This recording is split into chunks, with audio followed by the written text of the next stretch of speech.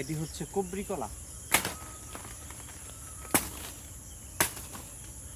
এটা এইভাবেই পুকুরের উপরে লাগিয়ে রেখেছিলাম। এইখান থেকেই প্রতি বছর ওই গাছ হয়, তারপর ছড়ি বের হয়। কুবরি কলার সবচেয়ে বড় সুবিধা হচ্ছে আপনার কুবরি কলায় কোনো যত্নের প্রয়োজন হয় না, এটা সম্পূর্ণ প্রাকৃতিকভাবে বেড়ে উঠেছে।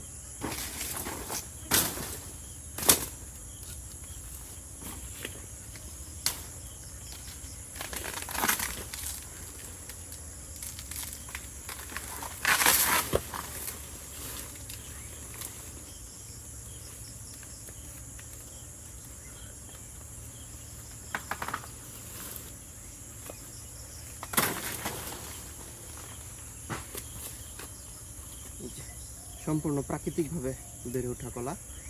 কলার সাইজটা তুলনামূলকভাবে ছোট অন্যান্য কলার থেকে, কারণ এতে কোনো প্রকার সার বা কীটনাশক বা কলা মোটা হওয়ার জন্য যে হরমোন ইউজ করা হয় সেটা আমরা দিই না। এগুলো হচ্ছে সম্পূর্ণ প্রাকৃতিক কলা।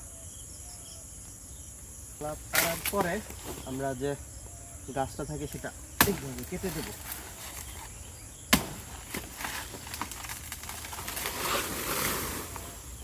এইভাবে কেটে দেব। কেটে দিলে এটা পচে সার হয়ে যাবে। এটার পাশে যে অন্য গাছটা আছে, এটা পচার পরে যেটা যে জৈবিক উপাদানগুলো থাকে সেটা ওই গাছটা সার হিসাবে পাবে।